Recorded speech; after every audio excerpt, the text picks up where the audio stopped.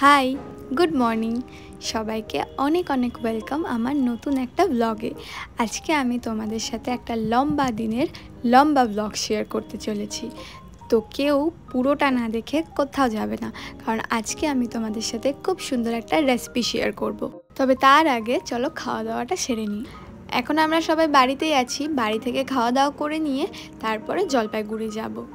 আমরা সবাই বাড়িতে আছি, শুধুমাত্র মেজদি ভাই জলপাইগুড়িতে একা আছে। ও একা একা থাকলে তো মন খারাপ করবেই, তাই জন্য ফোন করে এখন আমাদেরকে বলছে তোরা সবাই এখানে চলে আয়, এখানে আজকে সবাই মিলে বসে বেশ জমিয়ে আড্ডা দেওয়া যাবে। এই যে কোথায় যাচ্ছেন আপনি? দিদির বাড়ি। এটা কানে পুরো ডেটটা দেখে খাও। না গো, এগুলা মালের উপরে থাকে।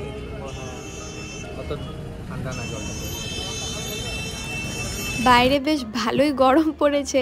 শাম্বা তো আমাকে দেখে পাগলই বলছিল যে এই গরমের মধ্যেও তুমি কেন জাম্পার পরে বেরিয়েছো।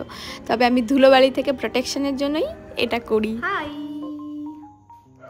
ওই যে আমার পেছনে রান্না হচ্ছে। কি রান্না হচ্ছে? পেঁয়াজ কাটা হচ্ছে। বিরিয়ানি রান্না হবে।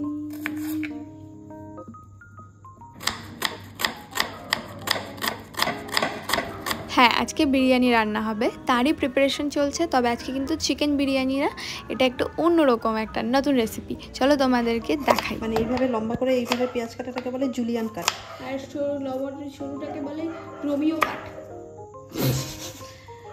ডাইস কাটা, রোমিয়ান আর জুলিয়ান, এটা হচ্ছে জুলিয়ান পেঁয়াজ কাটা। এই যে দেখে নাও তোমরা সবাই। আর যদি এরকম করে কাটো তাহলে এটা হচ্ছে রোমিও।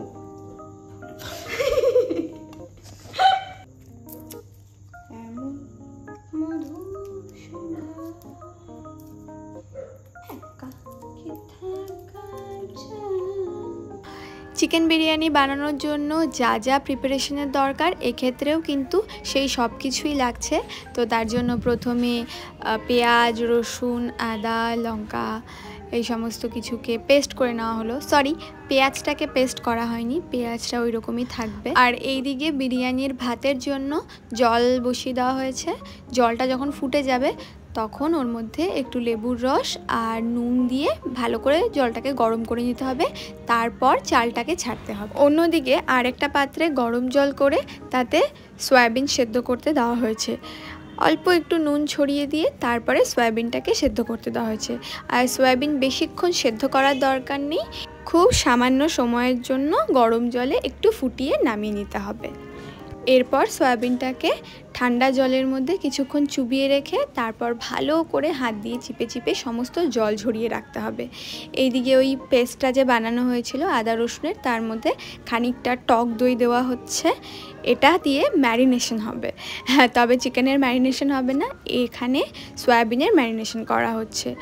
আর বাকি যা যা মশলা দরকার সেগুলো তো তোমরা জানোই, লবণ, হলুদ, জিরে গুঁড়ো, ধনে গুঁড়ো, মিট মশলা, গরম মশলা, এই সমস্ত কিছু দিয়ে সুন্দর করে হাত দিয়ে মেখে নিতে হবে।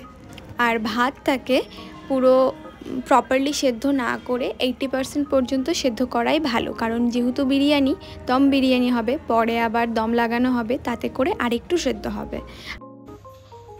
ওগুলো হাতে, ওইগুলো কি চিপসের প্যাকেট? চিপস, এত চিপস কার জন্য? Chicken fry. Chicken fry, chicken fry. Wow, বার করো, খাবো। ওই যে সেই ওই দোকানের চিকেন ফ্রাইটা তো ভালো লাগে না।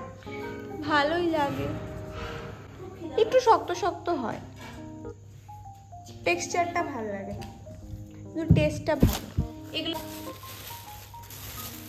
ঠোঙায় দেয়। ইয়েস, এটা কি? মানে দই মিষ্টি আমার বিয়ে। এটা কি চমচম? না, ওটা রসগোল্লা। এই যে তোমরা যারা জলপাইগুড়িতে থাকো তারা তো জানোই যে জলপাইগুড়ির এই চিকেন ফ্রাইটা ভীষণ টেস্টি হয়, আর কোথায় পাওয়া যায় সেটাও জানো। তবে যারা জানো না তাদেরকে আমি রেকমেন্ড করছি যে তারা অবশ্যই এই চিকেন ফ্রাইটা খেয়ে দেখো, ভীষণ ভালো লাগবে খেতে। তবে দুঃখের সাথে জানাচ্ছি যে আমি এই চিকেন ফ্রাইয়ের দোকানের অ্যাড্রেসটা ঠিক জানি না, তবে আমি পরে কোনো একটা ব্লগে তোমাদেরকে জানিয়ে দেবো।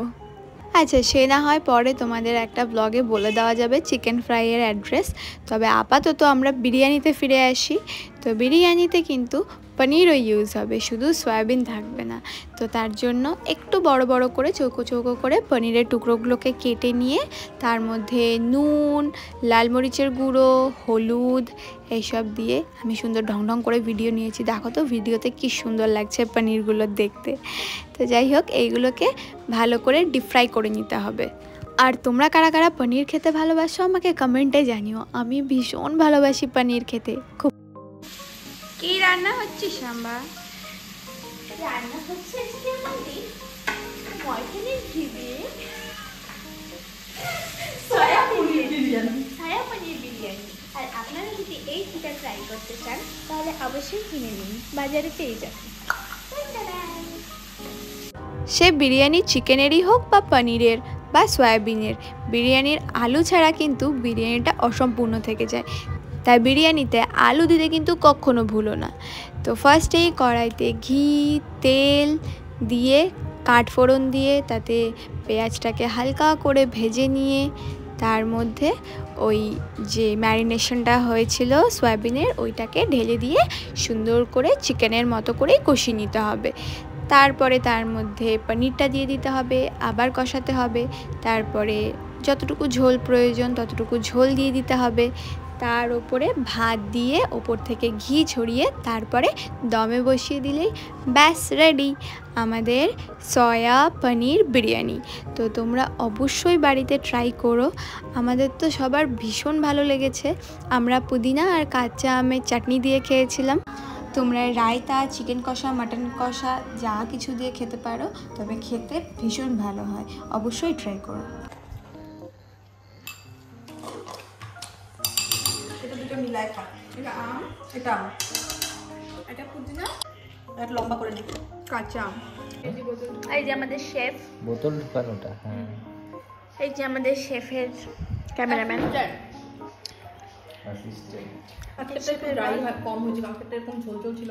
এই তো খাওয়া দাওয়া হয়ে গেছে, এইবারে আমরা অনেক আড্ডা দেব। আর আজকের ব্লগটা এখানেই শেষ করছি। যদি ভিডিও ভালো লেগে থাকে তাহলে অবশ্যই একটা লাইক করো, আর আমার চ্যানেলে নতুন হলে চ্যানেলটাকে অবশ্যই সাবস্ক্রাইব করে দিও। দেখা হচ্ছে নেক্সট কোনো একটা ব্লগে। শেষ।